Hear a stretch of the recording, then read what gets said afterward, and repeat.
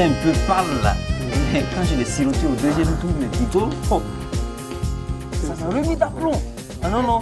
Et ton thé, il est bon, ça je te félicite. Ouais. Ouais, bonne arrivée, Dieudonné. Ça, tu es bien tombé, hein?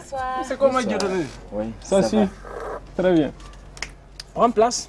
Tu as quand même traîné aujourd'hui. Oui. Mais justement. Effectivement, parce que vous voyez, je suis venu avec un journal.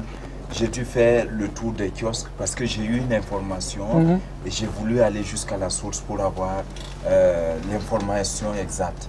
Et d'ailleurs, je voudrais vous proposer ce que j'ai lu et qui m'a vraiment tiqué. Vas-y donc, vas-y donc. Le titre « Abus sexuels sur des enfants pour que Ouagadougou ne devienne pas Bangkok ».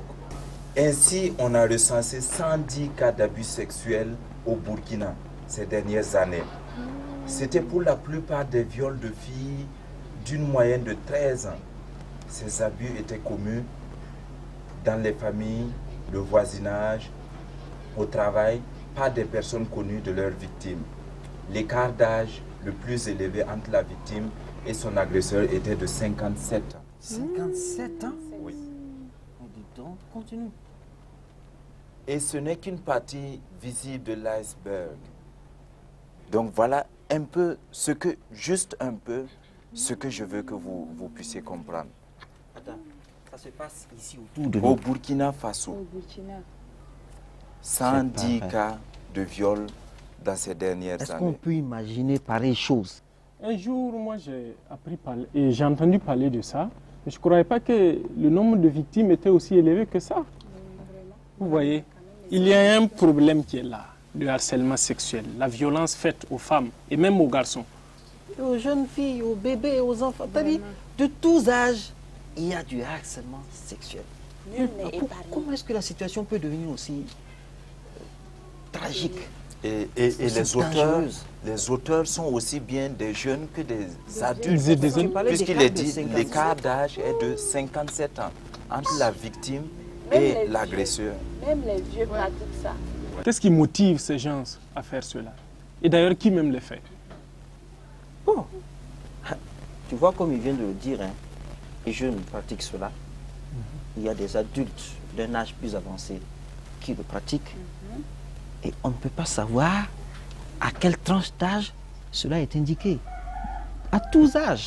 Vous voyez maintenant, la mode veut que chacun aille avec qui il veut, quand il veut et comment il veut.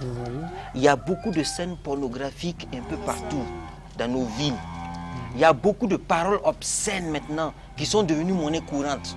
On dit n'importe quoi, n'importe comment, on parle comme on veut et on fait ce qu'on veut, on regarde ce qu'on veut. Vous voyez, la situation est grave. Mais il n'y a pas que les bébés qui sont victimes du harcèlement sexuel. Il y a aussi les fillettes dans les foyers.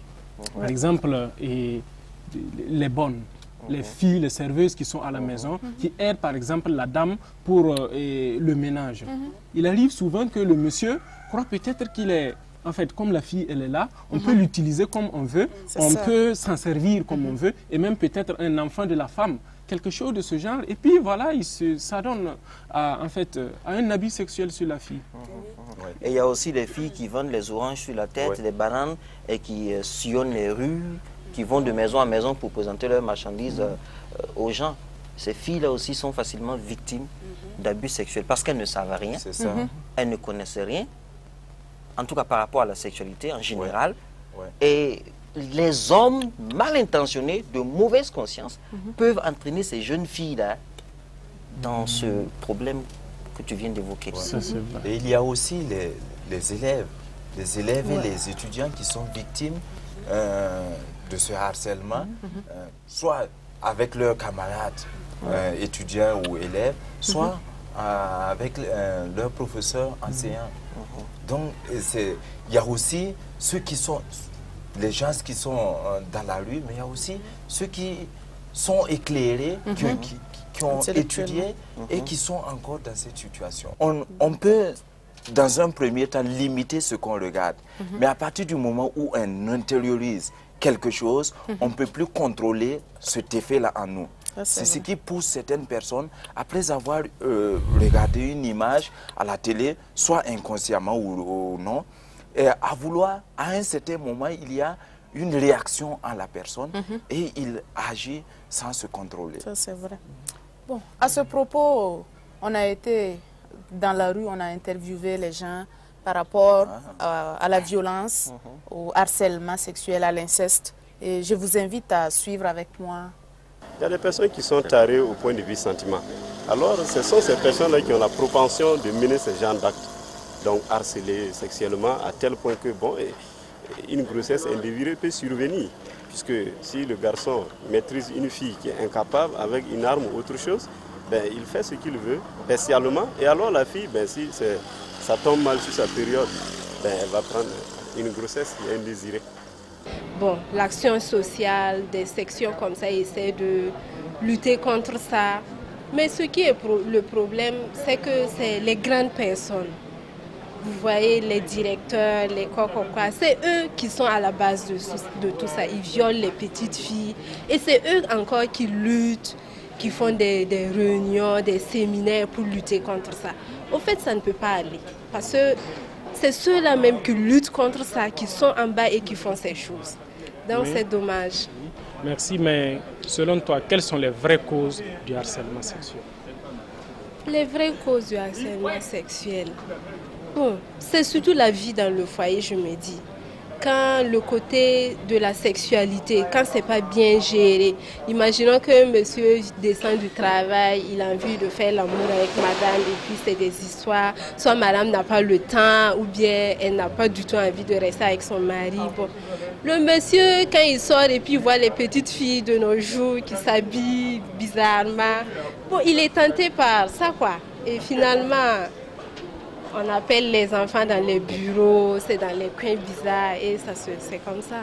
On ne peut pas admettre qu'une fille qui vient au cours soit vraiment habillée de façon à distraire le professeur. Bon, quand même, elles font tout pour arriver en retard, tout ça, ça distrait le professeur. Et lorsque le professeur lui fait la cour, il commence à lui faire du chantage, on trouve que c'est de l'harcèlement sexuel. Mais souvent aussi, c'est l'habillement qui provoque. On n'a pas besoin forcément de mettre une violence. L'habillement aussi peut provoquer l'harcèlement sexuel. J'ai vu que j'étais un témoin oculaire, une fille qui a été victime d'un viol. Elle dit, ce viol-là, pourquoi bon, elle était dans une tenue vraiment qui n'était pas décente.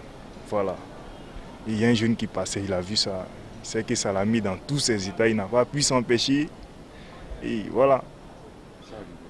Voilà, c'est arrivé. Donc, et moi, je me dis que ce jeune-là, puisque après, on l'a fait passer à la justice pour le juger pour un acte de viol, mais moi, je me dis que lui, il n'est pas condamnable. Ben, si ça aurait été moi le président du tribunal, il serait acquitté immédiatement. Ce n'est pas de sa faute, c'est la fille qui l'a tenté. Voilà. Prime abord, vous avez des personnes qui physiquement attirent, ça, qu'on le veuille ou pas, c'est clair quoi. Maintenant, on va s'asseoir devant une fille qui a les seins bombés devant, et les cuisses dehors, tout, bon. C'est obligé de faire des... C'est pas obligé, ok. Mais, s'il y a des approches, c'est-à-dire tout de suite, il y a des petites relations, vous savez, l'être humain est ce qu'il est. Et un homme aussi, il faut reconnaître quoi qu'on veut. Bon, on peut ne pas être attiré physiquement, là il n'y a pas de problème. Mais si physiquement on est attiré, bon, on ne peut pas supporter ça. Souvent, en fait, ils veulent provoquer. Elles ont l'intention de provoquer, mais pas, il arrive que ce ne soit pas celui qu'on a l'intention de provoquer qui nous aborde. Voilà pourquoi on peut parler justement de harcèlement sexuel. Mais il y a aussi des cas où des jeunes filles ignorantes veulent simplement être à la mode. Il y a leurs camarades qui leur disent, écoute, cette robe-là, elle est bien si tu la portes, mais vraiment tu es à la mode. Elles ne savent pas qu'il y a des dangers qui peuvent subvenir. Et elle porte ça parce que simplement ses amis portent, ou simplement parce qu'on lui a dit que c'est une robe à la mode. Bien que ça fasse voir les parties sensibles de son corps, pour elle, elle n'est pas consciente que c'est ça le problème. Pour elle, elle a porté une robe à la mode. Et elle marche dans la rue, elle déambule tout bonnement, elle se dit qu'elle est bien à la mode. Et pendant qu'elle déambule, il y a des regards qui s'affichent. Et c'est comme ça que le danger vient. L'ignorance est l'un des points fondamentaux. Ouais, ça, c'est vrai. Oui, là-dessus, j'avais interrogé une femme qui s'occupe d'une ONG en fait, qui lutte contre les violences faites aux femmes, Madame Dakouré. Et vraiment, je vous invite à écouter ses conseils et ses propos.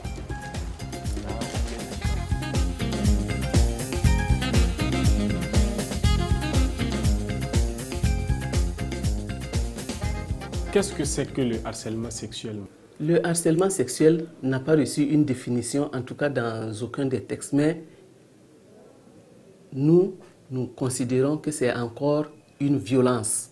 Une violence dans la mesure où il s'agit d'une personne qui cherche à imposer au moins des contacts physiques avec une victime que généralement nous considérons comme étant la femme, et donc en abusant de son autorité, autorité morale, autorité financière, autorité administrative, etc. Donc il s'agit de contacts au moins physiques, ça aussi ça peut aller parfois jusqu'au viol. L'inceste est une violence sur les femmes, et cette violence-là peut même aller jusqu'au viol, dans la mesure où ce sont des rapports qui vont être imposés à la victime, qui souvent est en très bas âge. Les problèmes psychologiques peuvent surgir vis-à-vis de l'auteur de l'inceste et d'une manière générale dans la vie sexuelle et sociale de cette victime-là. Mais aussi, ça peut aboutir à des grossesses, parce que s'il y a eu un viol, la victime n'ayant pas été préparée à prendre des précautions, il peut s'en suivre une grossesse. Et si cette grossesse va jusqu'à son terme, nous allons nous retrouver dans la société avec des enfants qui sont les enfants parfois de leur grand-père qui a été l'auteur de ce viol-là, ou de leur oncle, puisqu'il peut s'agir aussi du frère de la victime. Et certaines personnes pensent qu'ils peuvent être guéris du sida en ayant des rapports sexuels avec une fille vierge. Violer une personne pour se guérir d'une maladie sans se poser la question de savoir comment cette victime-là, à son tour, pourra se soigner de cette maladie, je ne sais pas comment on peut qualifier cela. Non seulement ce n'est pas vrai, mais si c'était vrai, il faut se demander, bon, moi je vais me soigner en ayant des rapports sexuels avec elle, mais elle, comment elle va faire pour se soigner? On ne répond pas à cette question. Ça revient encore à dire que la femme, à la limite, on ne la considère pas comme une personne, c'est une chose qu'on peut dominer, qu'on peut posséder quand on le veut, sans chercher à savoir les conséquences. Moi, je crois que le plus important, c'est l'information et l'information juste. Si on arrive à faire comprendre à chaque élément de la société comment cette maladie se transmet, donc par l'information, la sensibilisation, je crois qu'on aura beaucoup fait. Parce que jusqu'à présent, les choses n'évoluent pas tout à fait comme on l'espère, parce que les gens ne sont pas entièrement convaincus, en tout cas, tout le monde n'est pas convaincu que la maladie se transmet par les voies sexuelles, les voies sanguines. Le manque d'information fait qu'on aboutit à des situations dramatiques telles que le cas du viol des jeunes filles, soi-disant pour se soigner. Mon dernier mot, ça serait de lancer un appel, aussi bien au niveau des femmes qu'au niveau de nos fils, de nos frères, de nos époux, et puis bon, peut-être de nos papas. Eux, ça va de soi. Avec l'âge, peut-être qu'on devient un peu plus conciliant par rapport aux violences faites aux femmes.